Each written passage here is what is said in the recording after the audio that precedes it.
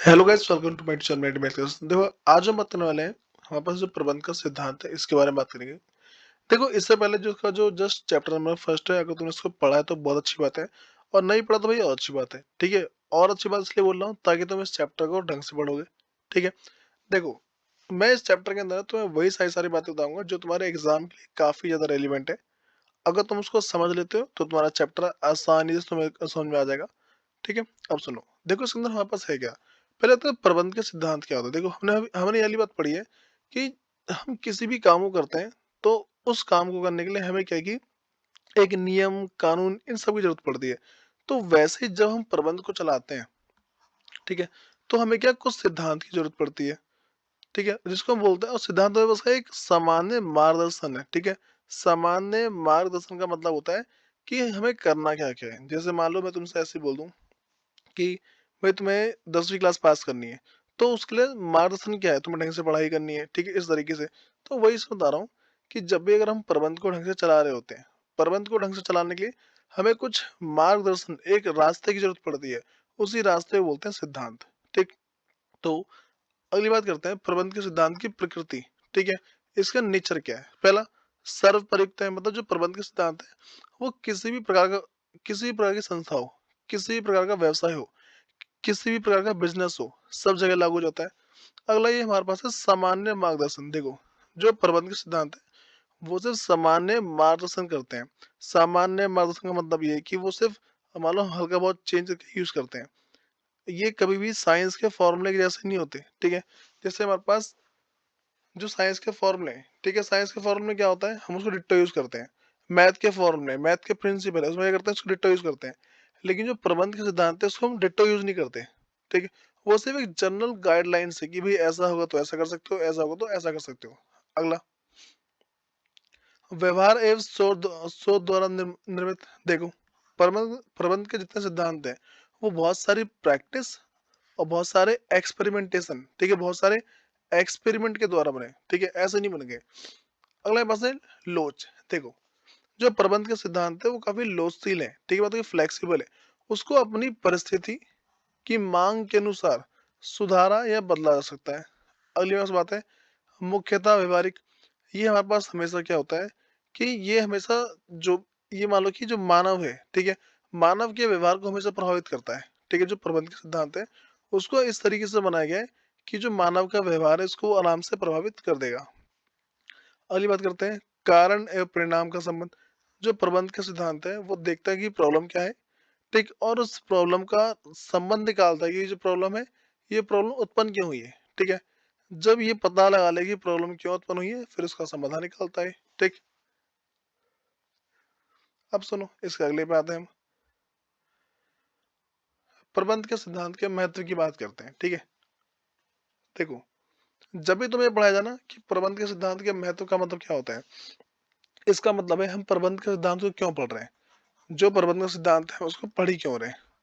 ठीक है, ये ध्यान रखे चलो, इसको ना ऐसे नॉर्मली याद रखे चलो कि प्रबंध का सिद्धांत है, हम उसको पढ़ क्यों रहे हैं। ठीक है, इसका मतलब क्या है, हम इसको क्यों पढ़ रहे हैं। जब भी कहीं भी तुम पढ़ो ना महत्व, तो इसको ध्यान रखे चलना, इसका मतलब होता है क्यों।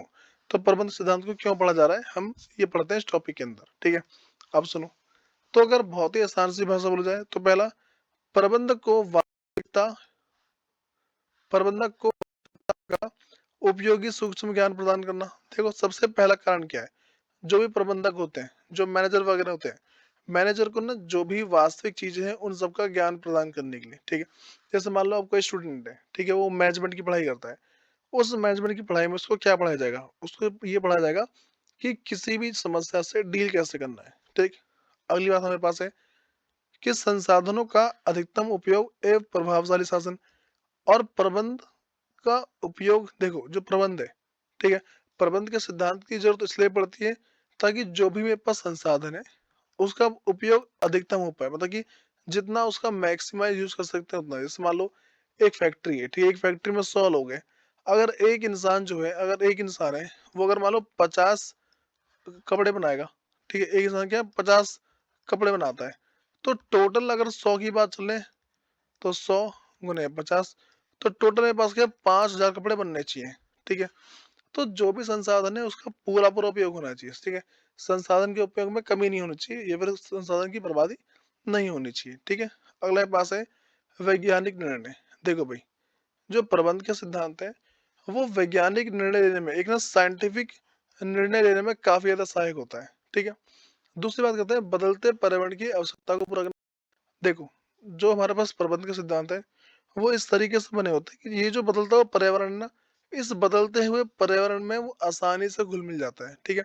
व्यवसाय को आसानी से घुल-मिल देगा। अगली बात करते हैं सामाजिक उत्तरदायित्व पूरा करना। जो प्रबंध के सिद्धांत है, वो जो भी सामाजिक उत्तरदायित्व है, उन सबको पूरा करता है, ठीक? सामाजिक उत्तरदायित्व का मतलब है कि जैसे मान लो बोलते हैं जो देखो ना, जो समाज है, ठीक है? समाज के जो भी एक मान लो जो समाज के लिए अच्छा कर पाना, ठीक है?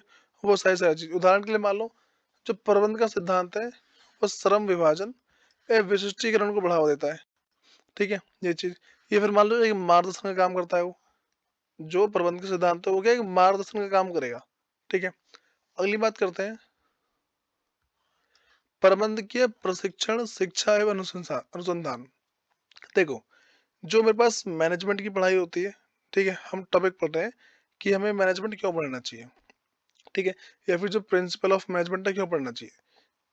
इसके पीछे एक ही रीज़न है भाई, वो हमारे पास है ताकि हम ट्रेनिंग ले पाएँ, एजुकेशन ले पाएँ और उसके ऊपर नई-नई रिसर्च कर पाएँ, ठीक है? इसीलिए पढ़ाया जाता है इसको। देखो अब यहाँ पे क्या हुआ, हमारे पास एक जो बहुत ही महान-महान होता है ना कि जो प्रबंध के सिद्धांत बनाने वाले जो लोग हैं, जिन लोगों ने प्रबंध के सिद्धांत बनाए, उनके बारे में पढ़ेंगे, ठीक है? कौन है? पहला भाई हेनरी फ्योल, ठीक है? हमारे पास पहला कौन है? हेनरी फ्योल है। हेनरी फ्योल एक ऐसा पर्सन है जिसने बहुत सारे प्रबंध के सिद्धांत दिए, ठीक? और उसने कौन-कौन से सिद्धांत दिए वो देख लो। पहला कार्य का विभाजन। भाई हेनरी फ्योल ने बोला कि अगर हम हर एक काम को लोगों के पास बाँट दें, ठीक है? तो काम अच्छे तरीके से हो जाएगा। दूसरा बोला अधिकार एवं उत्तरदायित्व। उसने बोला कि तुम अगर किसी को काम करने का अधिकार दे रहे हो, तो उसका उत्तरदायित्व भी उसी को ठहराओ। अगर उसमें कुछ गलत हो जाएगा, तो तुम उसी से बोलो देख मैं तेरे चक्कर में गलत हुआ है। दूसरा अनुशासन, हमें सिखाना होता है कि भाई एक ना डिसिप्लिन, ठीक है? प्रबंधक सिद्धांत के अंदर क्या है, जो तीसरा सिद्धांत है वो है अनुशासन, ठीक? कि हर एक स्तर के लोगों को एक नियम दिया जाएगा। अगर नियम को नहीं मानते हो, ठीक है? तो तुम्हें दंड किया जाएगा, ठीक है? तुम्हें दंडित किया जाएगा। अगला आदेश की एकता।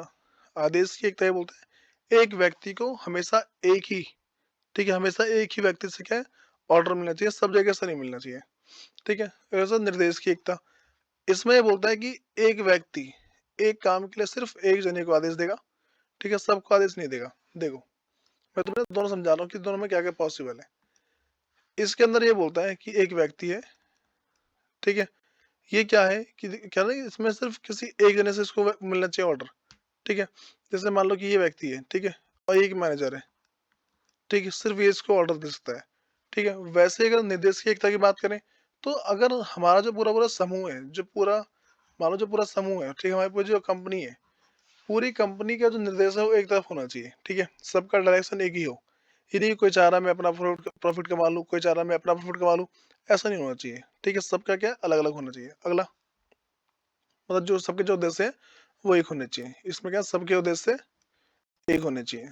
अब सुनो, आदेश की एकता और जो आदेश की मतलब से देखो, आदेश की एकता और निर्देश की एकता, इसमें हल्का सा अंतर देखते हैं। पहला, किसी भी अधीनस्थ को एक ही अधिकारी से आदेश प्राप्त करने चाहिए एवं उसी के प्रति उत्तरदायी होना चाहिए। आदेश की एकता में क्या बोल रखा है कि कोई भी एक जो नौकर है, ठीक है? उसको सिर्फ किसी एक व्यक्ति से ही आदेश लेना चाहिए, ठीक है? सबसे नहीं लेना चाहिए, ठीक? और निर्देश अगर बात करें निर्देश की एकता, इसमें होता है कि समान उद्देश्य वाली क्रिया के लिए एक अध्यक्ष योजना अधिकारी होना चाहिए। देखो, इसमें ये बता रखा है कि हमारा उद्देश्य एक ही है, ठीक है? उसमें सारे के सारे लोग मिले-मिले होने चाहिए, ठीक है? अगला लक्ष्य है, यह दोहरी अधीन स्थिति को रोकता है, ठीक है? इसमें होता है ना कि एक बंदे को कोई और जना मतलब बहुत सारे जने ऑर्डर देंगे नहीं। एक कोई इंसान है, उसको एक ही जना ऑर्डर दे रहा है, वो उसके ऑर्डर को मान रहा है और काम कर रहा है। ऐसा कभी नहीं होगा एक जना है उसको 10-15 जने ऑर्डर दे रहे हैं, वो काम ही नहीं कर पा रहे, ठीक? अगला, यह क्रियाओं को एक दूसरे पर यथाच्छन को रोकता है, मतलब ओवरलैपिंग को रोकता है कि हाँ भाई ये काम भी वही कर रहा है, ये काम दोबारा हो जा रहा है, ये काम दोबारा हो जा रहा है, ऐसा नहीं होना चाहिए, ठीक है? एक ही काम एक बार हो जाएगा फिर खत्म। अगला, इसका प्रभाव क्या पड़ता है? यह कर्मचारी को व्यक्तिगत रूप से प्रभावित करता है। देखो, इसके अंदर होता क्या है हमारे पास? इसमें एक सिंपल से एक ही बात होती है कि जो भी हमारे पास, अगर इसकी बात करें ना, आदेशी एकता, आदेशी एकता में ये होता है कि जो कर्मचारी है, ठीक है, उसको व्यक्तिगत रूप से प्रभावित करते हैं। ठीक है, मतलब कि सिर्फ उसको उसके ऊपर फर्क पड़ेगा, किसी और पर फर्क नहीं पड़ेगा। लेकिन ये जो है, जो निर्देश की एकता है, ये पूरे के पूरे फर्म को, पूरे संगठन को प्रभावित करने की औकात रखता है। अब सुनो, अगली बात करते हैं। छठा जो सिद्धांत मेरे पास है, सामूहिक हितों के लिए व्यक्तिगत हितों का समर्पण। देखो, अब ना हमें कभी भी ऐसा नहीं करना चाहिए कि अपने खुद के प्रॉफिट के लिए संगठन का लाभ करते हैं, ऐसा नहीं होना चाहिए। अगला पास है कर्मचारी का प्रतिफल। जो कर्मचारी है उनको इतना प्रतिफल, उनको इतनी सैलरी दो कि वो तुम्हारी कंपनी के बारे में अच्छा अच्छा सोचे, ठीक है, बुरा ना सोचे। अगली बात करते हैं केंद्रीकरण या विकेंद्रीकरण। देखो, केंद्रीकरण में ये बताया जाता है कि हमें जो इम्पोर्टेंट पावर, मतलब सारी सारी पावर, जितनी पावर है ना, वो सारी पावर हमें अपने पास नहीं रखनी चाहिए। ठीक है, कुछ पावर बांटनी भी चाहिए, लेकिन सारी पावर मत बांटो। कुछ पावर अपने, मतलब ये ना, जो मेन पावर है अपने पास रखो। विकेंद्रीकरण में ही बोलता है, देखो दोनों के अंदर ही बोलता है। विकेंद्रीकरण का मतलब हो जाता है कि जो कुछ, जो भी पावर वगैरह, ठीक है, वो कुछ कुछ बांट भी दो। अगर छोटे मोटे डिसीजन लेने के लिए भी तुम्हारे पास आना पड़ेगा, फिर तो काम चलेगा नहीं। अगली बात करते हैं सोपान श्रृंखला। देखो, सोपान श्रृंखला क्या बताती है हमें? ये हमसे बोलती है, देखो इस तरीके से, ये ये हमारा टॉप पे ना, इधर टॉप लेवल का बंदा है, ठीक है, और यहाँ हमारे पास क्या है, ये सारे अपने अपने बराबर बराबर लेवल के लोग हैं, ठीक है। ऐसा ये इससे बात कर सकता है, ये इससे कर सकता है, ये इससे, इससे, ठीक है। लेकिन अगर यहाँ से कोई खबर ऊपर पहुंचानी है, ठीक है, तो पहले यहाँ जाएगा, फिर यहाँ जाएगा, फिर यहाँ, फिर यहाँ, फिर खबर ऊपर पहुंचेगी, ठीक है। डायरेक्टली जो है खबर ऊपर नहीं पहुंचा सकते, ठीक है। सोपान श्रृंखला ये बताती है। अगली बात करते हैं व्यवस्था, ठीक है, इसको बोलते हैं ऑर्डर। देखो, यहाँ पे क्या है कि जितनी वस्तु है वो अपने सही जगह पे होनी चाहिए, और जितना भी जो काम है, जो जितने भी जो व्यक्ति है, वो अपने सही से जगह पे काम करने चाहिए। अगली बात है समता। देखो, समता का मतलब क्या होता है? जितने भी कर्मचारी, उनको जाति, धर्म या लिंग के आधार पर भेद नहीं करना चाहिए, ठीक है, सबको एक समान मानना चाहिए। अगला, कर्मचारी की उपयुक्ता। देखो, अगर हमारी कंपनी कोई काम कर रहा है, तो हमको स्टेबिलिटी दे, ठीक है, हम उनको उपयुक्ता दे, मतलब कि उनसे बोले, देख भाई, तेरी जो जॉब है, हम जल्दी तेरे को निकालेंगे नहीं, ठीक है, तेरी जो जॉब फिक्स हो चुकी है, ठीक है।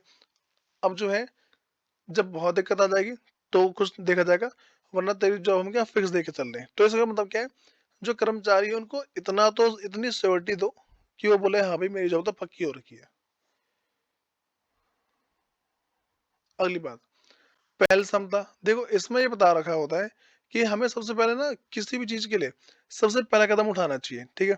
अगर हमें कहीं पे कुछ मौका मिल रहा है, उसके लिए बहुत पहले कदम उठा लो। अगले पास है सहयोग की भावना, इसको बोलते हैं स्पिरिट डी कॉप्स, ठीक है। सहयोग की भावना का मतलब क्या है? जो भी व्यक्ति है, फिर जो हमारी जो पूरी संस्था है, ठीक है, हमारी संस्था में जितने भी काम चल रहे होते हैं, वो सारे के सारे एक तरीके से मान लो सबके सहयोग से चले, ठीक है, कि किसी का मन मुटाव ना हो उसमें। इसमें ये बोला जाता है कि मैं के बदले हम बोले इसमें, ठीक है। मैं के स्थान पर क्या, हमेशा हम का उपयोग होना चाहिए, ठीक है। बोले ऐसा नहीं होना चाहिए कि हाँ भाई मैं चाहता हूँ ऐसा, लेकिन ये नहीं होना चाहिए। जब भी हम किसी संस्था को चलाते हैं, उसमें मैं के बदले बोलेंगे हम, ठीक है। जैसे हम ये चाहते हैं, ये हमारा भला होगा। ये कभी ये नहीं बोलेंगे मैं आगे निकलूंगा, इसमें हम आगे निकलेंगे, ठीक है, जो हमारा फर्म है वो आगे निकलेगी, इस तरीके से। देखो, इतना करने के बाद ना, हम अगली बात करते हैं फेडरिक के बारे में, उसको बोलते हैं टेलर, ठीक है। अब जो टेलर का प्रिंसिपल है, उसमें क्या क्या बता रखा है, ठीक। देखो, इससे पहले बता रखा है कि विज्ञान पद्धति, ना कि अंगूठा टेक शासन। देखो, इसने बता रखा है जो प्रबंध के सिद्धांत है, वो एक साइंटिफिक चीज है, कुछ अंगूठा टेक नहीं कि हाँ भी कुछ भी बना दो चल जाएगा। ये एक साइंटिफिक टेक्निक है, ठीक है। दूसरी बात, सहयोग ना कि टकराव। हम जो भी काम करेंगे, साथ सारा सहयोग से करेंगे, कभी भी टकराव से नहीं करेंगे। हाँ भाई, हम तेरे से दुश्मनी कर रहे हैं, ठीक है, तू इस डिपार्टमेंट में का, तू पीछे रहे। हमें क्या है, हमें सबको एक टीम के रूप में काम करना चाहिए, ठीक है, एक टीम के रूप में कार्य करना चाहिए। उसके बाद सहयोग ना कि व्यक्तिवाद। अगर हम फर्म में काम कर रहे हैं, ठीक है, हमें सिर्फ अपने बारे में नहीं, औरों के बारे में सोचना चाहिए, ठीक है। और दूसरी बात ये, अगर हम कोई सा डिसीजन ले रहे हैं, ठीक है, उस डिसीजन के अंदर क्या है कि और जो एम्प्लॉई है हमें उन सब के भी विचार पर विश्वास करना चाहिए, ठीक है, हमें उन सब के भी विचार लेने चाहिए। अगली बात मेरे पास है, प्रत्येक व्यक्ति का उसका अधिकाधिक क्षमता एवं समृद्धि के लिए विकास। जितने भी व्यक्ति हैं, ठीक है, हम उनकी क्षमता के हिसाब से उनका विकास करने की भी सोचेंगे हमेशा, ठीक है, ये सारी चीज। अगली बात करते हैं कि वैज्ञानिक प्रबंध की तकनीक, ठीक है, तो इसमें होता क्या क्या है। जैसे पहले होता है क्रियात्मक फोरमैनशिप। क्रियात्मक फॉर्मेटशिप के अंदर क्या होता है कि देखते हैं भाई कौन कौन सा काम कौन कौन करेगा, ठीक। अगर तुम इस टेबल को समझ जाते हो तो ये मान लो कि 2 से 3 मार्क्स तुम्हारे इसमें आराम से सेट हो जाएंगे। पहला बात करते हैं कारखाना प्रबंधक है, ठीक है, दो पार्ट है इसके। एक होता है नियोजन, दूसरा होता है उत्पादन, ठीक है। एक होता है नियोजन अधिकारी, दूसरा होता है उत्पादन अधिकारी। नियोजन में पहला होता है निर्देश कार्ड क्लर्क, ठीक है, अगले पास है कार्यक्रम क्लर्क, अगला समय एवं लागत क्लर्क और अनुशासन क्लर्क, ठीक है। ये सारे सारे होते हैं और ये इधर भी वही है, ठीक है। बोलते हैं गति नायक, ट्रॉली नायक, मरम्मत नायक, निरीक्षण नायक। गति नायक का मतलब है देखता है काम ढंग से हो रहा है कि नहीं हो रहा, जितनी भी ट्रॉली है वो सारा चेक करेगा, ये मरम्मत चेक करेगा और ये बार बार करेगा इंस्पेक्शन कि काम सही हो रहा है कि नहीं हो रहा, ठीक है, इस तरीके से। और निर्देश कार्ड क्लर्क का मतलब क्या होता है, जो सबको निर्देश देगा, अगला कार्यक्रम जो भी काम वगैरह सारा सारे देखेगा, समय कितना लग रहा है और उस जगह में लागत कितनी लग रही है, वो समय एवं क्लर्क लागत, मतलब समय एवं लागत क्लर्क देखेगा। और अनुशासन, हमारा जो काम है वो ढंग से चल रहा है या फिर नहीं चल रहा है, ठीक है, इसको देखिए बोलते हैं अनुशासन, अनुशासन क्लर्क बोलते हैं इसको, ठीक है। और ये सारे सारे हमारे श्रमिक के अंदर ही आ जाते हैं। अब सुनो, हम बात करते हैं पास कि क्या क्या होता है। पहले नियोजन विभाग के बारे में बात करते हैं, इसके बारे में बता दिया मैंने कि निर्देश कार्ड क्लर्क कौन होता है, ठीक है, कार्यक्रम क्लर्क कौन होता है, समय लागत क्लर्क कौन होता है। दूसरी बात करते हैं अनुशासक क्लर्क कौन होता है। फिर उत्पादन विभाग के बारे में सारा सारा बता दिया मैंने, ठीक है, कि क्या क्या है क्या क्या नहीं है। अब सुनो, हम अगली बात करते हैं दूसरा, कार्य का प्रमापीकरण एवं सरलीकरण। देखो, इसमें ये बोला जाता है कि जो भी हमारे कार्य है, ठीक है, उसका एक स्टैंडर्ड सेट करो। हम जो पूरा पूरा टॉपिक पढ़ रहे हैं प्लस हम जो टॉपिक का पढ़ रहे हैं, हम नियोजन विभाग पढ़ रहे हैं कि प्लानिंग के कितने कितने डिपार्टमेंट है, ठीक है, प्लानिंग कितने प्रकार से होती है, ठीक है। अब देखो इसके अंदर मेरे पास पहला क्या है, कार्य का परमापीकरण एवं सरलीकरण। इसमें ये बता रखा है जितने भी जो कार्य हैं उनका परमापीकरण होना चाहिए, ठीक है। तो परमापीकरण का मतलब है उसका एक स्टैंडर्ड सेट होना चाहिए। जैसे मान लो कंपनी है, ठीक है, वो जूते बनाती है, तो जो जूते हैं वो एक स्टैंडर्ड के होने चाहिए, यानी कि जैसे मान लो होता है ना जूता नंबर कितना कितने होते हैं। नॉर्मल केस में अगर जूता देखा जाए तो 6 नंबर, 7 नंबर, 8, ठीक है, 9, 10 ऐसा मान लो, लेकिन ज्यादा क्या 6 चलता है, 8 चलता है, 10 चलता है। ऐसा नहीं होना चाहिए कि भाई 6.1, 6.2, 6.3, ऐसा नहीं होना चाहिए, ऐसा होना ही नहीं चाहिए, ठीक है, ये चीज। अगली बात करते हैं मेरे पास जो है कार्य पद्धति अध्ययन, ठीक। इसमें क्या होता है कि अगर आसान सी भाषा में देखें, इसमें हम देखते हैं किसी भी काम को करने के लिए हम किस विधि का उपयोग कर रहे हैं, हम लागत को देख रहे हैं या फिर समय को देख रहे हैं, ठीक है, इन बातों को ध्यान रख के चलना है। अगली बात करते हैं गति अध्ययन क्या होता है, ठीक है। गति अध्ययन में जो भी हमारे कार्य वगैरह होते हैं, ठीक है, उसमें समय की बर्बादी ना हो, ठीक है, और जो भी काम है, ठीक है, और उसका मतलब जो भी काम वगैरह है ना, उसमें क्या है कि समय की बर्बादी ना हो और कार्य क्षमता को ना हम हमेशा बढ़ाने के ट्राई मारेंगे कि हाँ भाई जो भी हमारे कार्य क्षमता है वो बढ़ जाए, मतलब कार्य करने की जो कैपेसिटी है वो बढ़ जाए। मेरे पास अगला है समय अध्ययन।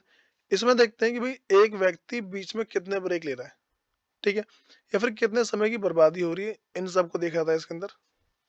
नेक्स्ट बात करते हैं थकान अध्ययन। देखो थकान अध्ययन के अंदर क्या होता है, इससे हम देखते हैं कि एक व्यक्ति कब थकता है और उसे हमें कब देना चाहिए आराम, ठीक है, होता है ना लंच ब्रेक होता है तो आधे घंटे का हो गया, वो क्या है एग्जैक्टली 4 या 5 घंटे के बाद होता है, ठीक है, ताकि इंसान पूरा बहुत थक ना जाए। अगली बात करते हैं विभेदात्मक पारिश्रमिक प्रणाली, ठीक है, डिफरेंशियल प्राइस बेस्ड सिस्टम। इसमें ये होता है जो व्यक्ति जितना ज्यादा काम करेगा उसको उतनी ज्यादा सैलरी दी जाएगी, ठीक है, इस तरीके से। अब सुनो, मानसिक क्रांति। देखो, इसका मतलब ये होता है ना कि एक दूसरे के प्रति अपने सोच को बदलना, ठीक है, और इस बात पर जोर देने की अगर वो ढंग से काम कर रहा है तो ढंग से काम करेगा करेंगे। इसके अंतर्गत श्रमिकों व प्रबंधकों को एक दूसरे के प्रति सोच को बदलने पर जोर दिया गया है, जिससे संगठन में परस्पर विश्वास की भावना उत्पन्न हो सके तथा उत्पादन को बढ़ाया जा सके। इसमें नॉर्मली यही होता है, ठीक है, कि भाई क्या क्या है क्या क्या नहीं है। अब देखो, अगर तुमने ऊपर जो भी है ना, अगर सारा सारा पढ़ लिया है तो मैं कह रहा हूँ ये ना उन दोनों के अंतर है, ठीक है? इसका एक बार स्क्रीनशॉट लो और इसको पढ़ना चालू करो, इसके अंदर है क्या-क्या, क्या-क्या नहीं है, ठीक है? अब देखो, तो मैंने भाई पूरा ना ये जो पढ़ना किस तरीके से था वो बता दे रहा हूँ मैं। जैसे मान लो सबसे पहले जो तुम्हारे नोट्स हैं, ठीक है? पहले नोट्स की वीडियो देख लो एक बार, ठीक? अब फिर इसी नोट्स को एक बार लर्न करो, ठीक है? अब फिर जो केस स्टडी, ठीक है? जो केस स्टडी के इसके क्वेश्चंस वगैरह हैं, उन सबको ट्राई करो। केस स्टडी साथ में करोगे, फ़ायदे में रहोगे, वरना बाद में पछताओगे। फिर मिलते हैं इसकी नेक्स्ट वीडियो में। धन्यवाद।